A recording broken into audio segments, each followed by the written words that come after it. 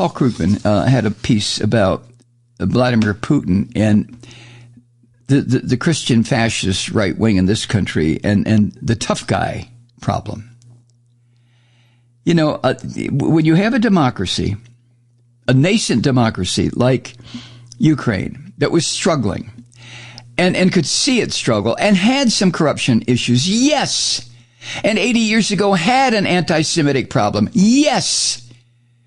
But all of a sudden, with the leader of the country who happens to be a Jew, now they're trying to break free from this madness of Vladimir Putin.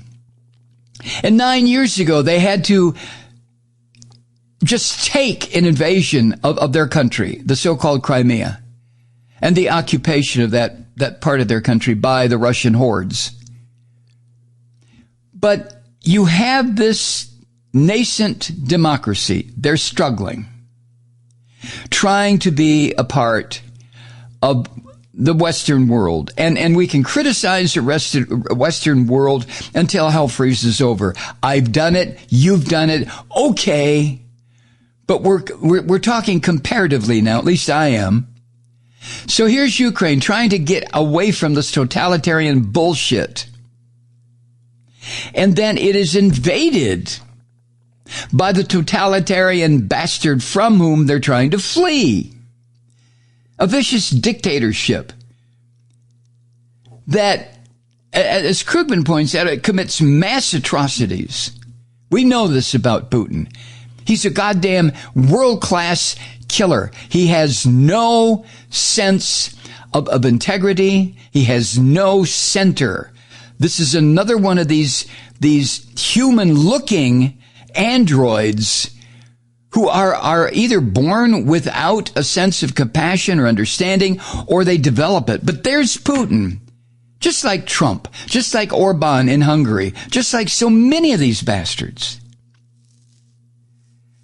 So this little trying to get born democracy is invaded, and it beats back an attack by this monster, Putin, an attack that most people expected to be over in a matter of days. Well, the big Russian military. How many times? I think about over the course of my lifetime, how many times I was told that the Russian military, especially once the onset of the Cold War, that the Russian military was this monstrous war machine.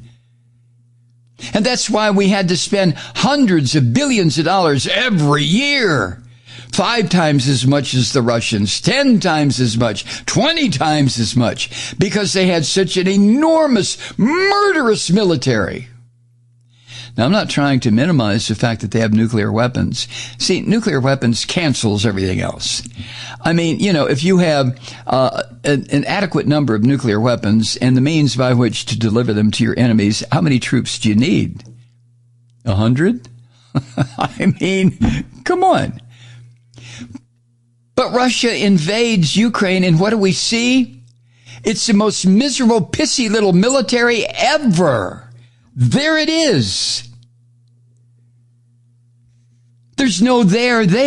It's a bunch of brutal son of a bitches, a huge percentage of which is the so-called Wagner battalion that's made up of prisoners who were told, okay, come and fight for Mother Russia and we will get rid of your prison sentence.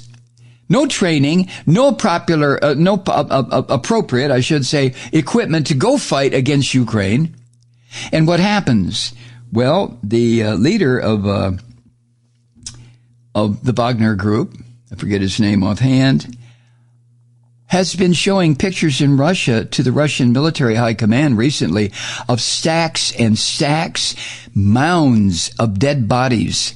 His troops, because they didn't have the equipment, and the Ukrainians just mowed them down like trench warfare in World War I. And the guy who heads the Wagner group, a monster if ever one existed, a ghoul, a crazy son of a bitch that only totalitarianism could produce. He shows pictures to the Russian high command. Look what you're doing to my soldiers. They're not soldiers. They're prisoners. And then you look at the slaughter in Bucha and other cities in Ukraine. Slaughter and rape and murder and mayhem committed by these monsters. But the head of the Wagner group shows the Russian high command mountains of dead bodies, his people, his so-called soldiers. And yet, even given all this, there are significant factions in our political system. A huge number, a huge percentage of the so-called conservative right in this country, the Christian fascists, and a smaller group on the left, who not only are against our support of Ukraine, but they want to see Russia win.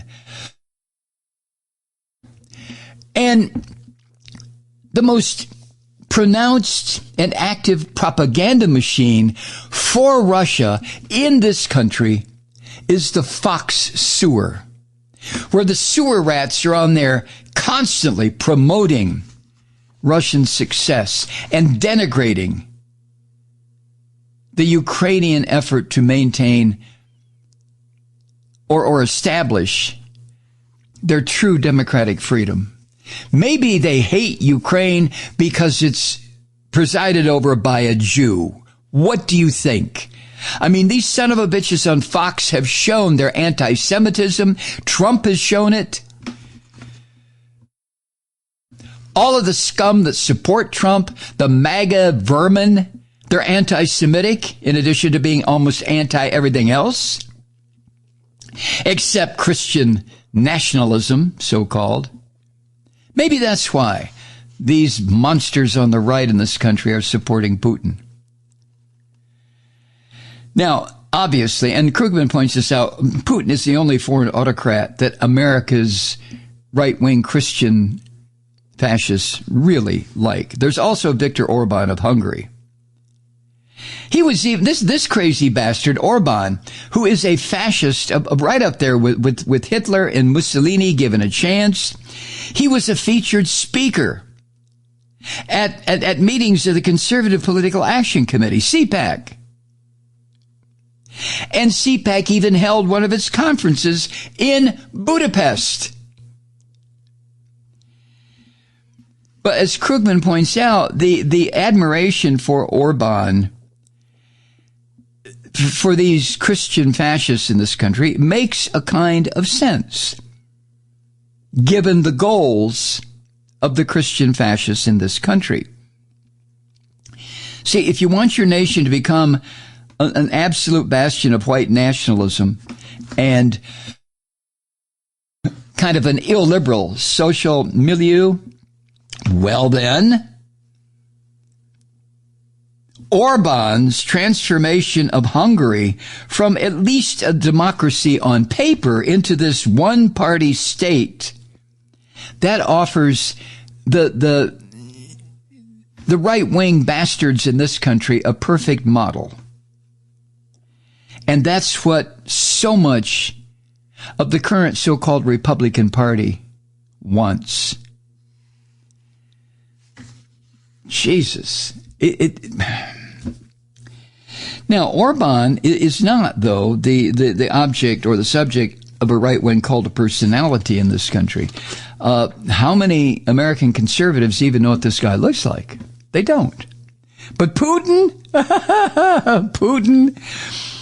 Putin is the subject of a personality cult, not just in his own country, but here, and he has been for years. And it's really creepy. For example, back in 2014, as Krugman points out, a National Review columnist contrasted Putin's bare-chested horseback riding with Barack Obama's, at the time, so-called metrosexual golf get-up.